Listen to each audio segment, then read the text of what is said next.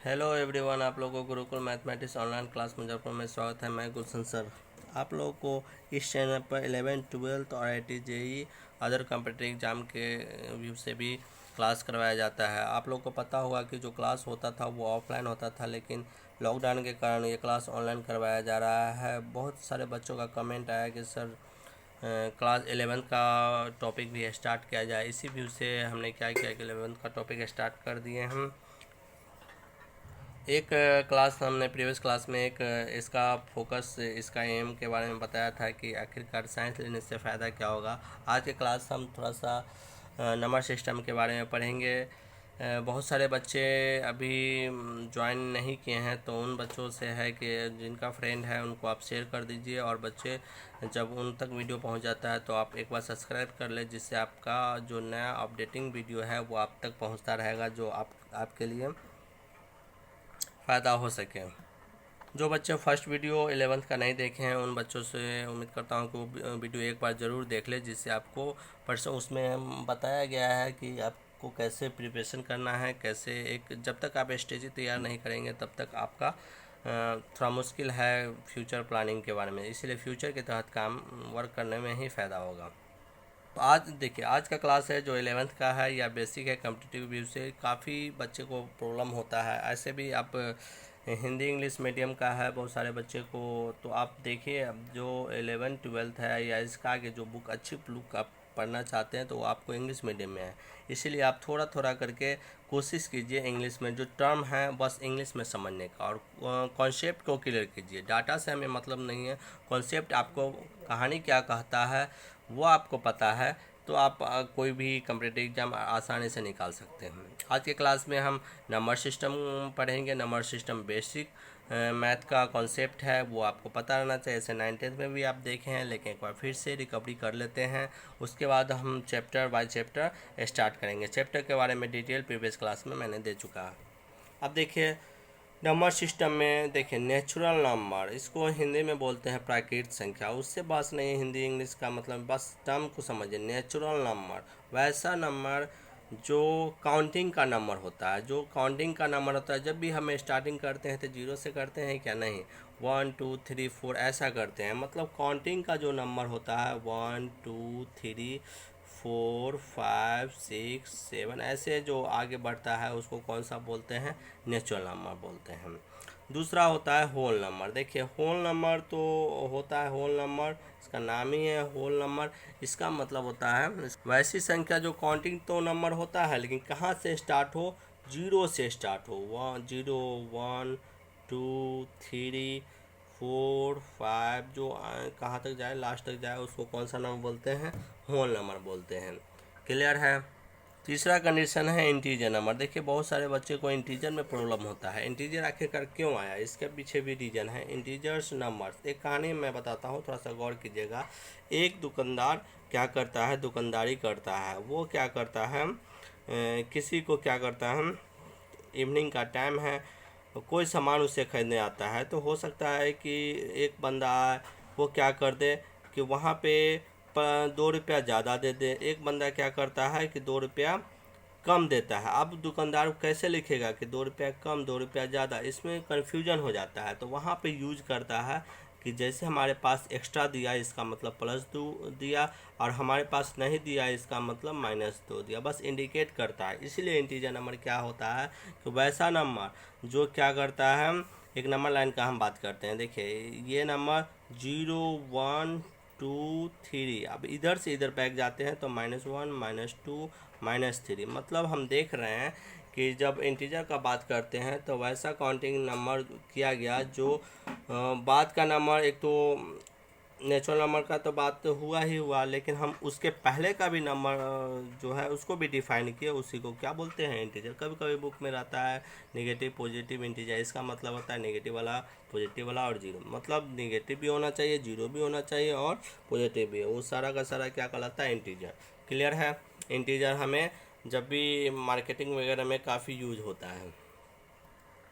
Next बात करता है अगर, तो प्राइम नंबर। देखिए प्राइम नंबर के लिए एकदम छोटा सा डेफिनेशन है, ऐसा नंबर जो खुद से डिवाइड हो, एक से डिवाइड हो, एक को छोड़कर। फिर से सुनिए क्या कहता है, वैसा नंबर जो खुद से डिवाइड हो, एक से डिवाइड हो, एक को छोड़कर। जैसे अगर बात करेंगे, देखिए एक को छोड़कर तो 2 हो सकता है, 3 हो सकता है, 4 तो होगा नहीं, 5 हो सकता है, 7 हो सकता है, 9 नहीं होगा क्योंकि 9 3 से भी डिविजिबल हो जाता है, 11 हो सकता है, 13 हो सकता है। वैसा नंबर जो खुद से और खुद से डिवाइड हो और 1 से डिवाइड हो, 1 को छोड़कर। जैसे अगर 9 को लेंगे तो 9 तो 3 से भी डिवाइड होता है। जैसे 4 लेंगे तो 1 से भी, 2 से भी डिवाइड होता है। इसलिए ऐसा नंबर जो खुद से डिवाइड हो, 1 से डिवाइड हो, 1 को छोड़कर। अब देखिए जैसे 2 का बात करते हैं, बहुत मोस्ट इम्पोर्टेंट है कि बोलेगा कि ऐसा प्राइम नंबर बताएं जो इवन होता हो, तो सिर्फ 2 है।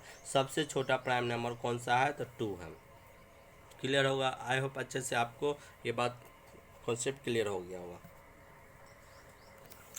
कंपोजिट नंबर उसको बोलते हैं कम से कम 3 फैक्टर होना ही चाहिए, मतलब एक से भी होना चाहिए और खुद से भी होना चाहिए, इसके अलावा एक न एक जरूर से डिविजिबल होना चाहिए, फैक्टर होना चाहिए। जैसे अगर बात करेंगे 4 का, जैसे बात करेंगे 6 का, जैसे बात करेंगे 9 का, जैसे बात करेंगे 8 का, जैसे 1 4 1 से भी, 2 से भी और 4 से भी। मतलब कम से कम 3 ऊपर जितना भी हो सकता है। मतलब जो प्राइम नंबर नहीं होता है वो कंपोजिट नंबर हो जाता है। मतलब कंपोजिट नंबर अगर बात करेंगे तो कम से कम जिसका फैक्टर 3 या 3 से अधिक होना चाहिए, उसको कौन सा नंबर बोलते हैं, कंपोजिट नंबर बोलते हैं।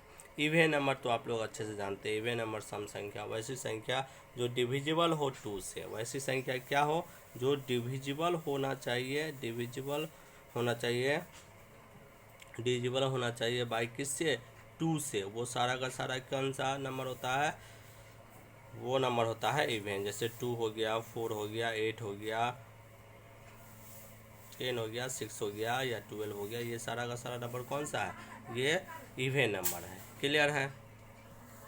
नेक्स्ट बात करता है ऑड नंबर, वैसी संख्या जो नोट डिविजिबल होना चाहिए 2 से। मतलब नोट नहीं डिविजिबल होना चाहिए, डिविजिबल मतलब डिवाइड नहीं होना चाहिए किससे, 2 से।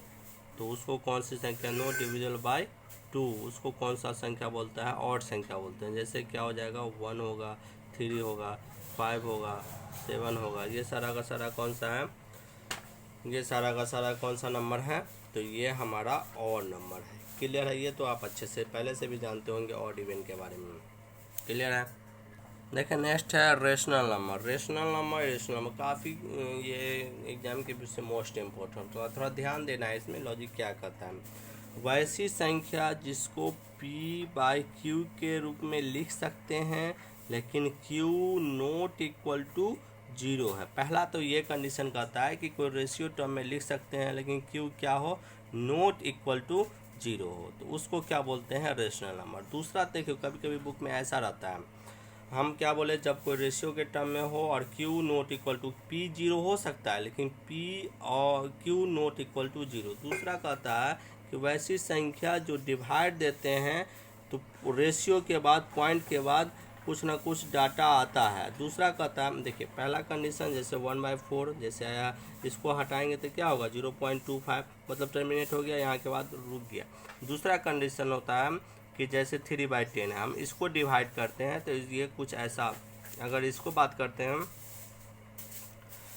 जैसे 1/3 के लिए बात करते हैं, 1/3 के लिए अगर बात करते हैं तो क्या होता है, कुछ ऐसा आते जाता है, 0.3333, मतलब नॉन टर्मिनेटिंग, ये मतलब एक जैसा नंबर आते जाता है। तो वैसा नंबर जो P बाई Q को Q नोट इक्वल टू 0 है, या किसी नंबर से डिवाइड करते हो तो एक फिक्स पॉइंट के बाद ख़त्म हो जाता है, या बार बार रिपीटिंग होता है, टर्मिनेटिंग रिपीटिंग होता है, तो उसको कौन सा नंबर बोलते हैं, उसको रेशनल नंबर बोलते हैं। मतलब सीधी सी बात है, में अगर बात करेंगे P बाई Q के टर्म में लिख सकते हैं Q नोट इक्वल टू 0 हो, लेकिन 1 जैसे अगर एक कोई से रेशियो से डिवाइड करते हैं टर्मिनेट वैल्यू आ जाए, या बार बार वही रिपीट होता है, तो उसको कौन सा बोलेंगे नंबर, रेशनल नंबर। क्लियर है? अब क्या बोलता है, इरेशनल नंबर।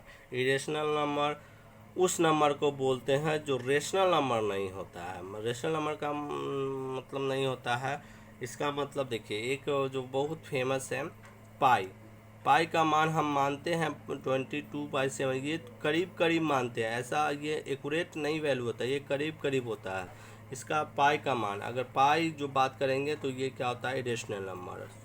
बहुत बढ़िया एग्जांपल है। अगर √2 का बात करेंगे, √3 का बात करेंगे, √5 का बात करेंगे, √7 का बात करेंगे, तो ये हमारा क्या हो जाता है, इरेशनल नंबर हो जाता है। क्लियर है। इसका पॉइंट के बाद बहुत सारा डाटा आते रहता है, नॉट टर्मिनेट। दूसरा बात, जो रेशनल नंबर नहीं होता ये नॉन टर्मिनेटिंग, मतलब पॉइंट के बाद आते जाता है आते जाता है आता जाता है अनलिमिटेड तक, तो इसको कौन सा नंबर बोलेंगे, इरेशनल नंबर बोलेंगे, रिपीट नहीं होता है। क्लियर है। रेशनल नंबर इरेशनल नंबर आया पर अच्छे से आपको, ये मोस्ट इंपॉर्टेंट है, दोनों अच्छे से आपको ध्यान रखना है। ठीक है।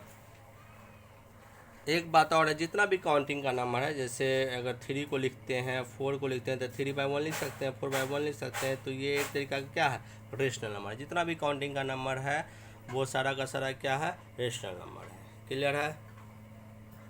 अब देखिए एक लास्ट में आता है रियल नंबर। रियल नंबर उसको बोलते हैं जो रेशनल भी हो और इरेशनल भी हो, वो सारा का सारा क्या कहलाता है, रेशनल। रेशनल इरेशनल, उसको रेशनल भी हो और इरेशनल भी हो, रेशनल भी हो और इरेशनल भी हो, उसको कौन सा नंबर बोलते हैं, उसको इरेशनल मतलब रियल नंबर बोलते हैं। क्लियर है।